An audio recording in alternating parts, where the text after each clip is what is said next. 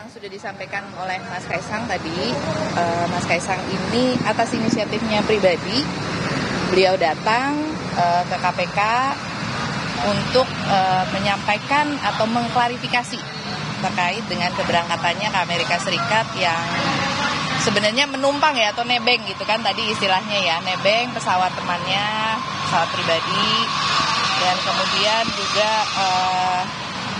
dalam hal ini kan Mas Kaisang juga sebagai warga negara yang baik dan taat hukum tadi melakukan konsultasi dengan KPK bagaimana sebaiknya dugaan gratifikasi ini ditindaklanjuti atau disikapi. Kemudian tadi sudah disampaikan ke KPK.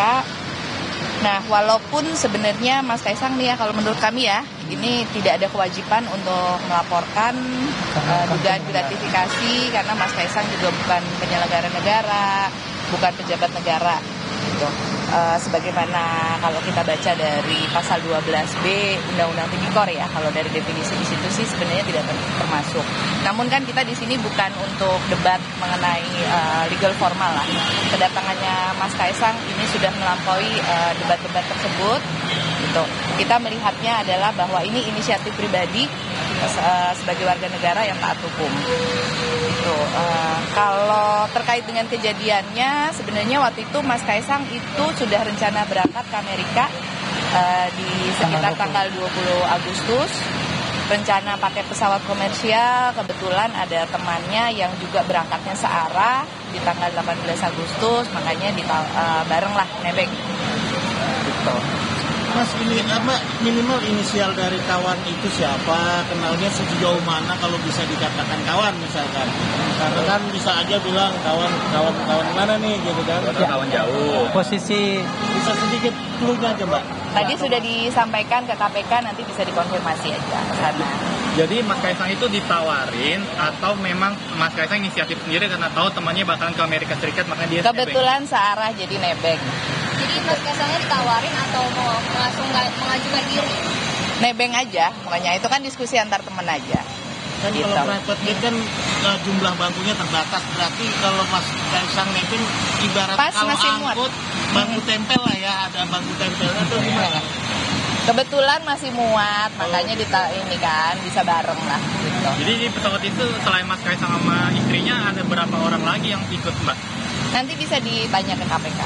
Tadi Ya? dokumen apa yang diserahkan? Tadi Mas Kaisang mengisi formulir gratifikasi, nanti tinggal menunggu arahan dan petunjuk dari KPK. Berarti tadi sifatnya klarifikasi atau hanya konsultasi? Dari keterangan Konsultasi, ya kan, konsultasi, kemudian diarahkan untuk mengisi formulir gratifikasinya, nanti biar KPK nanti akan menentukan apakah itu termasuk gratifikasi atau tidak. Yang jelas sekarang posisi Mas Kaisang adalah menunggu arahan dan petunjuk dari KPK seperti apa tindak lanjutnya sebagai warga negara yang baik dan taat hukum, datang ke sini walaupun tanpa diundang, datang menyampaikan klarifikasi terkait dengan isu gratifikasi yang selama ini berkembang. Yang kedua, mengenai detailnya, teman-teman bisa tanya langsung ke KPK karena tadi kami sudah sampaikan detail perjalanan yang terkait dengan perjalanan ke Amerika. Ya, mungkin itu. Ya. Sekarang masih setelah sekian lama, Mas? Saya kira itu bukan masalah ya, karena teman-teman mungkin bisa lihat ini masih dalam range waktu yang ditentukan oleh undang-undang, jadi nggak ada usaha untuk memperlambat atau semacamnya.